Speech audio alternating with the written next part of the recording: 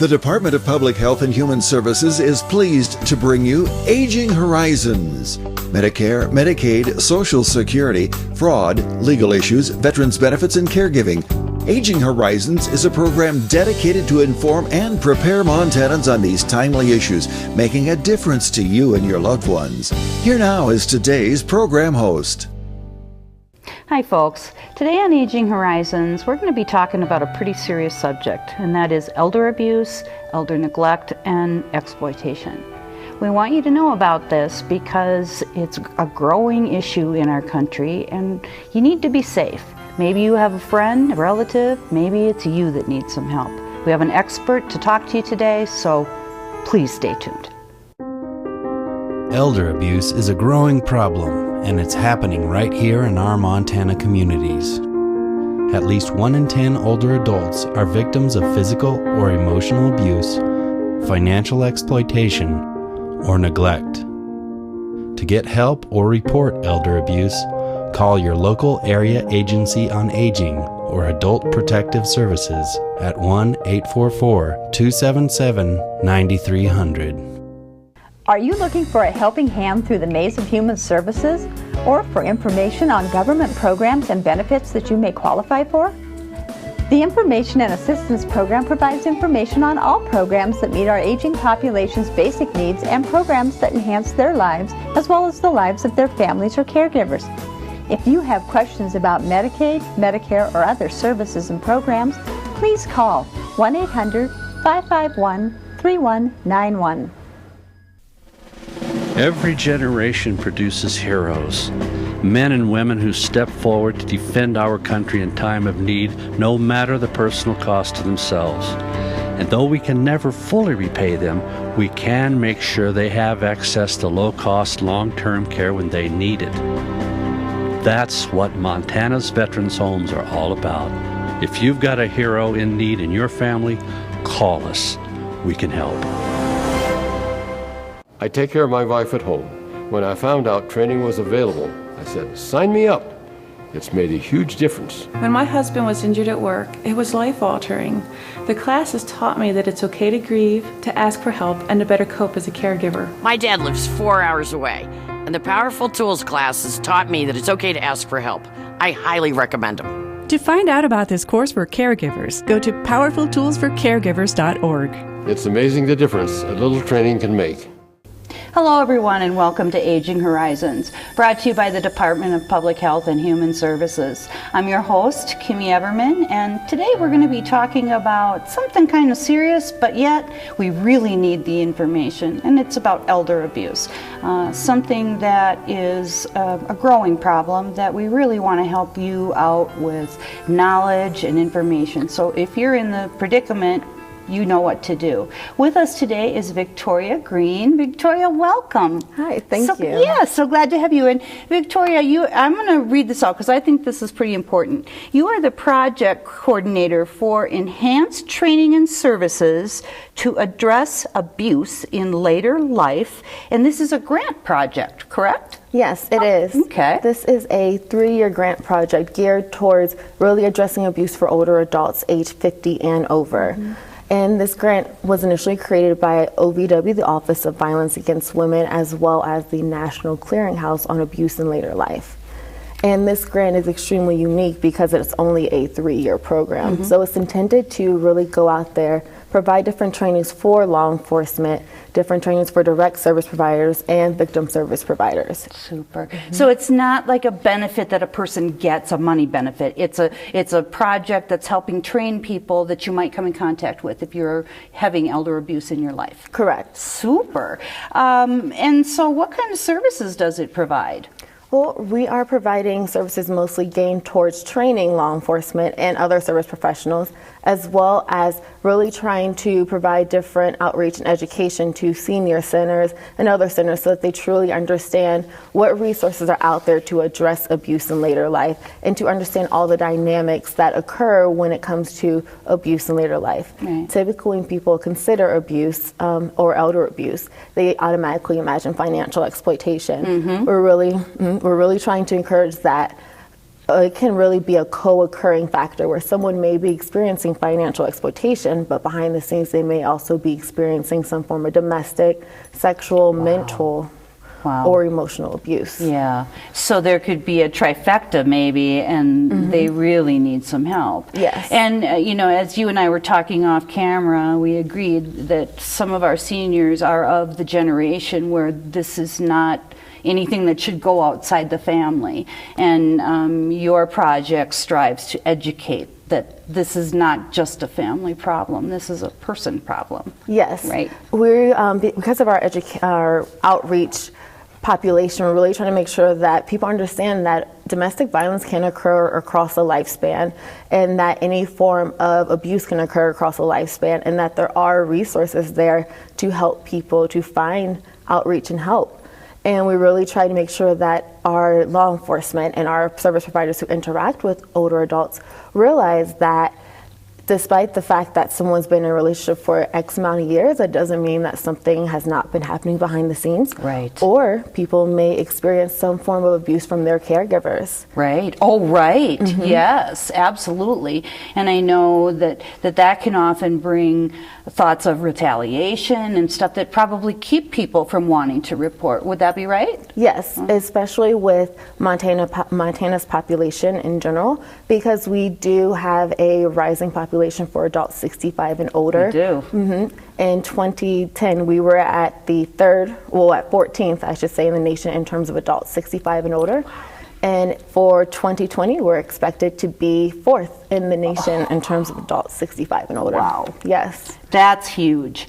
Well, so let's talk about who's going to benefit from this program.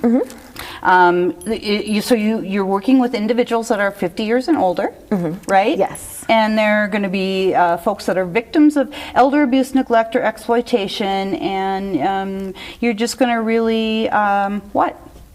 Well, we're really trying to make sure that we do provide new services or enhanced services. We don't want to rebuild the wheel. So with this grant, we've been able to hire an abuse and later life advocate at the Friendship Center located in Helena.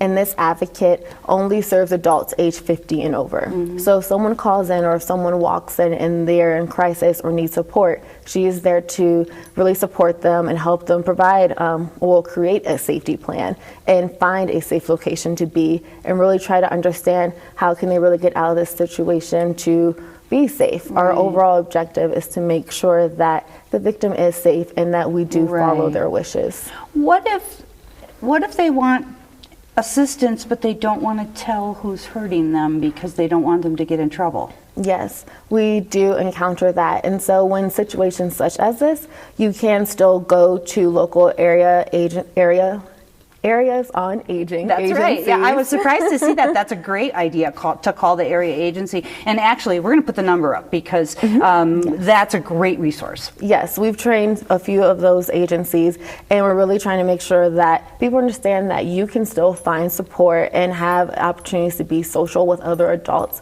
and get out of this isolating or possibly dangerous situation so that you can escape the abuse and really start to figure out and find assistance about how can you be safe in your home and create a plan. Is there information for the abuser as well? With our grant, we do not provide information for the abuser. But probably, the victim is certainly very important here, and with their own education and empowerment, maybe they can, if they don't want their loved one or whoever to get in trouble, maybe they can use that to help them get some help. Right? Yes. And it sounds to me like you've got a lot of work going on and a lot of stuff that's going to be happening. Folks, we are going to come back and talk about this some more. There's so much to be heard, and we really, again, want you to be safe. Want your friends to be safe, want your family members to be safe. So we want you to stay tuned. You'll find out how to get in touch with us and a lot of information that will help you know what the next move in your life will be.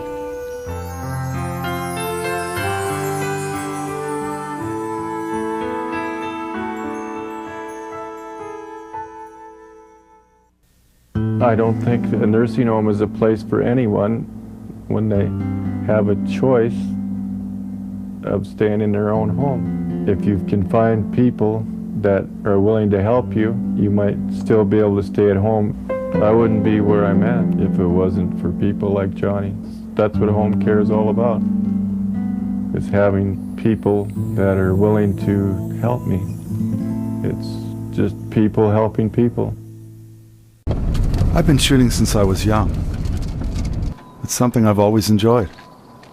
I wasn't feeling like myself, and my friend noticed. He asked if he could hold onto my guns temporarily. At first, I was a little shocked, but then I agreed. I think he saved my life that day.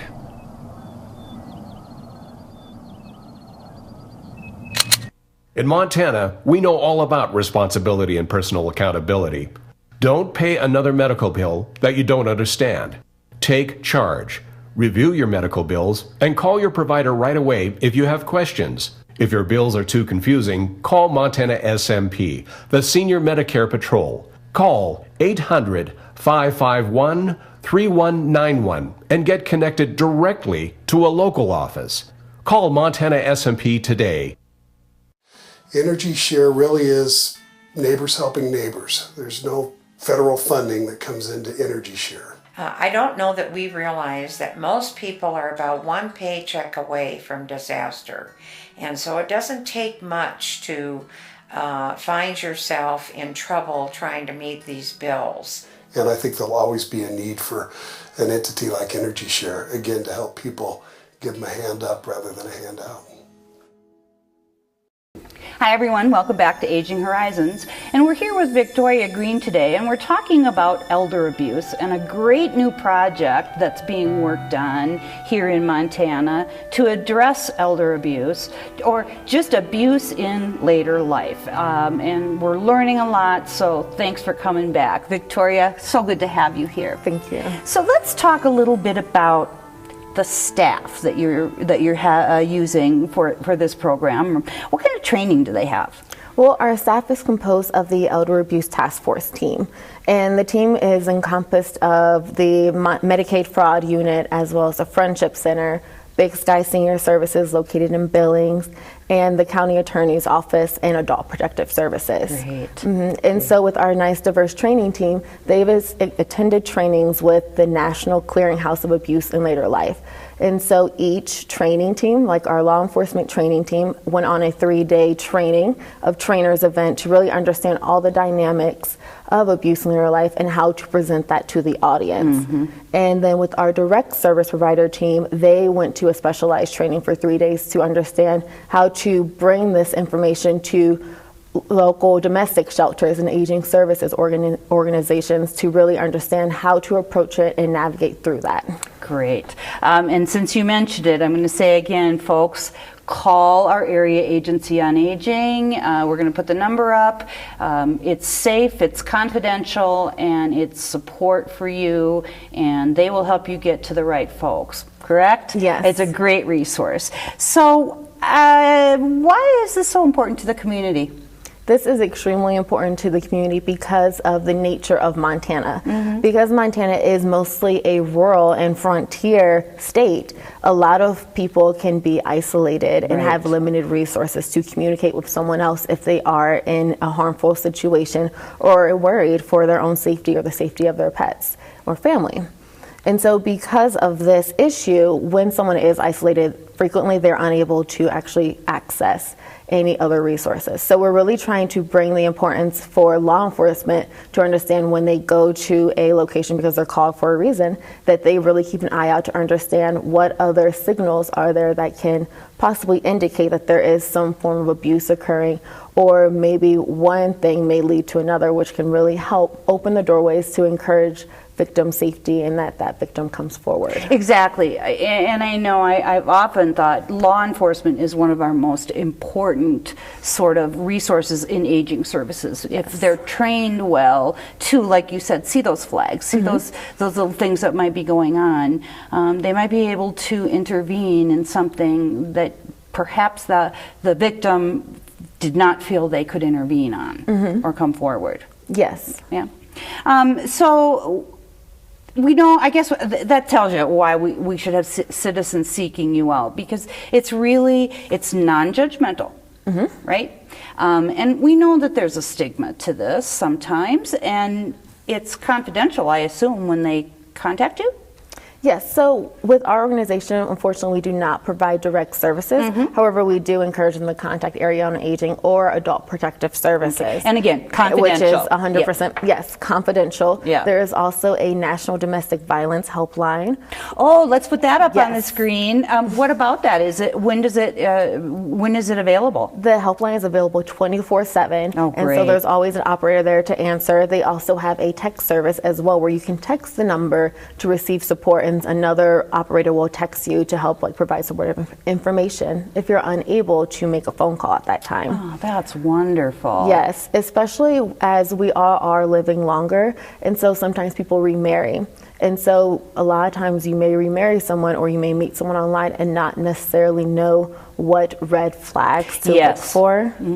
And so we really encourage people to be mindful of that and to use the helpline when they need to really try to understand if they are in a harmful situation or not. You know, Victoria, that makes me think, so is are folks that are meeting each other online, is that a growing issue where people don't have, because you can be anybody you want online, and you can say anything you want. And I know more and more people are dating through that method. Are you seeing a lot of the folks online having issues with this? Not me personally. However, I have heard instances of people encountering sweetheart scams online when they meet someone else online, not realizing that the person online is younger than they said, or not really who they presented themselves to be, and may just be reaching out to that person in order to have access to their finances. Yes. And when it comes to elder abuse and abuse in general, it's really about power and control. Yes, absolutely. Yes, absolutely. So where are you located? We are located in Helena, and with our organization, we do not provide direct services. However, anyone is always welcome to call my number or contact me directly via email so that they can find the next resource they need. Super, and we're going to, again, I'm a broken record. We're going to put that up on the screen because we want to make sure people have every bit of this information that they might need. And you did talk about the National Clearinghouse on Abuse in Later Life. That looks like a pretty good website. Lots of information there? Yes, their website is phenomenal. They have information regarding finding out if you are being harmed, and they also have information there for friends and family. So if a family member is worried that one of their members may be being harmed, they can use this handout to understand how to approach that with the person who may be in a harmful situation. Sure, because it's very important, I would think, to approach it correctly. Yes, right? That is crucial. So that you don't scare anybody off, or maybe make that person feel like they don't want to tell. Yes, it is a very difficult topic, and so in order to approach it, it's difficult itself. So we need some education for that. So one of the great places to go is the National Clearinghouse, and we're going to put that up on the screen. Folks, we have some more. I hope that you're learning. I certainly am. Please stay with us. We want you to hear everything.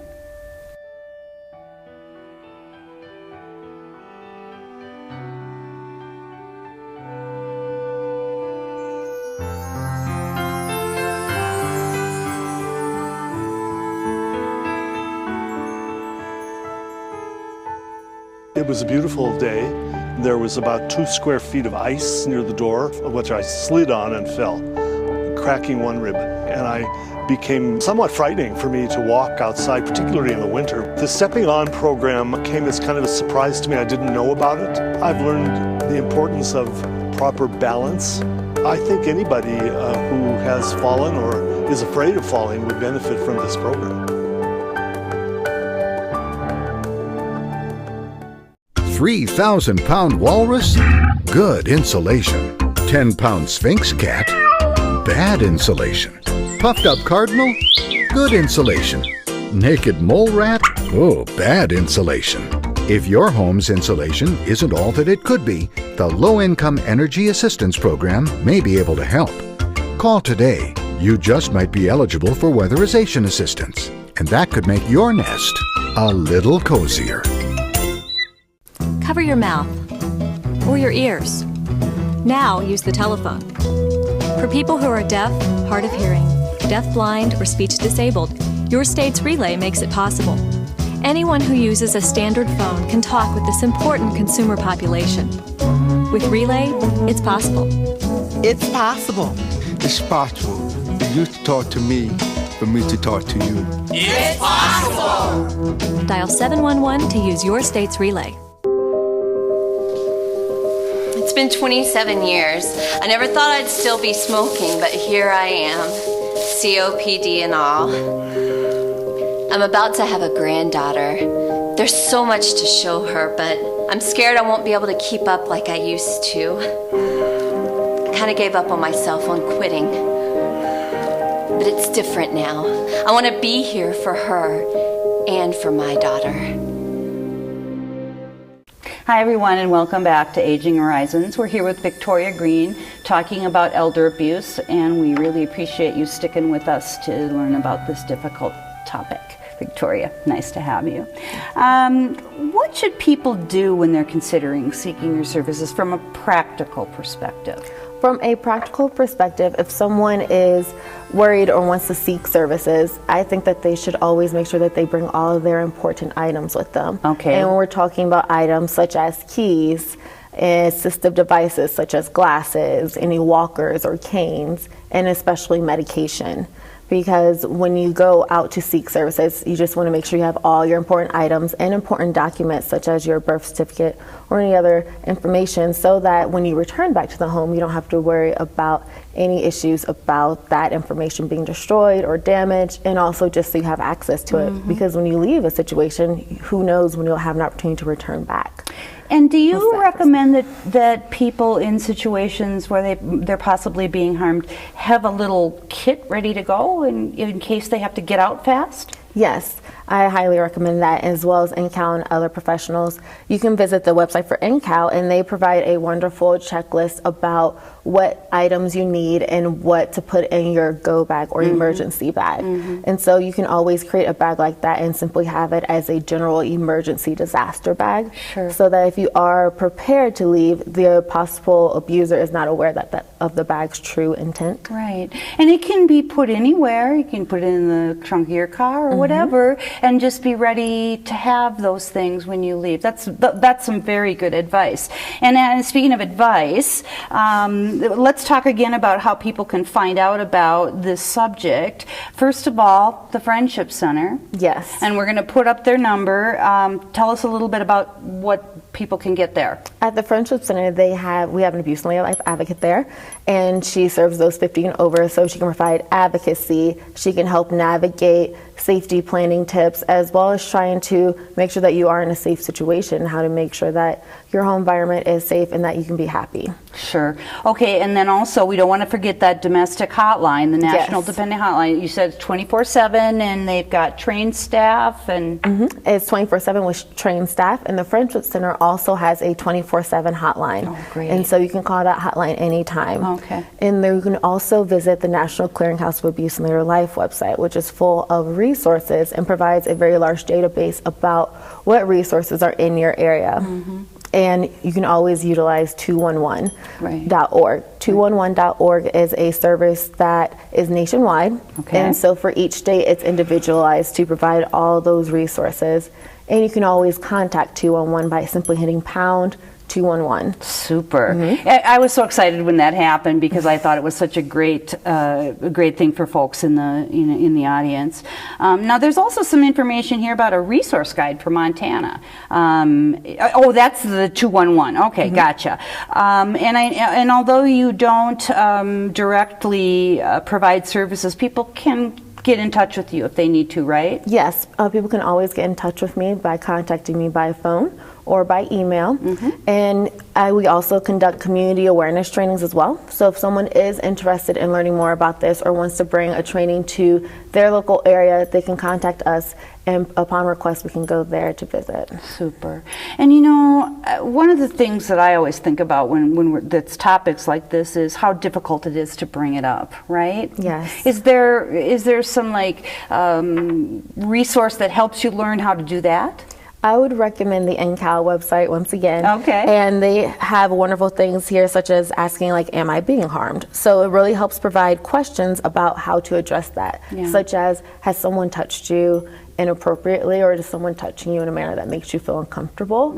Or is someone hitting you or trying to retaliate against you for things that aren't something that requires things like that? And we always want to emphasize that no one should ever be hit or harmed. Right. And it is a difficult topic to bring up, and you don't want to hurt the person that you're trying to help. Yes. So I love that you have resources that can help you sort of direct that conversation with folks. And before we go, let's just talk once more about the kind of work that your project is doing. It's all about elder abuse, right? Yes. Is it a growing problem?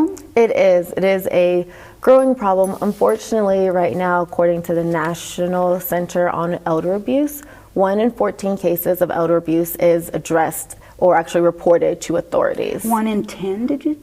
1 in 14. 14? Wow. And 1 in 10 adults over the age of 60 experience some form of abuse. Oh, wow. And so it's really a quiet problem that's occurring, and so we're trying to make sure that people understand that they can come forward and find assistance because they are not alone. And also, you don't say so, but I would assume that there's sometimes alcohol and drug abuse involved, and maybe that person, the victim, really needs to get away from that as well, because maybe the person is drinking a lot that's hitting them and that kind of thing. Yes. Yeah. This is a great project. Now, you said that it's going to go for 3 years. Yes, it will. And so our project and our trainings will end in 2019 of October.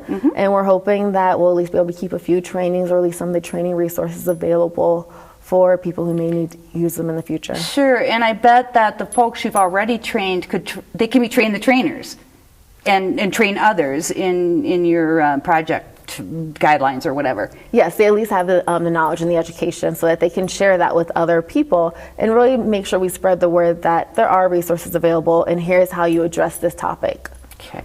Well, Victoria, this is a hard topic, but I'm so glad you came to be on our show today because it's so important that people are aware that there's support and things like this. Yes. And as you said, especially in Montana, where there's a lot of stigma about things like this, and we want to make sure people can be safe. Yes. Folks, we have had a really good, informative show today. If it's you, if it's a friend, reach out. We've got all the contacts that you need, the resources, reach out. For Aging Horizons, I'm Kimmy Everman. Thanks for being with us.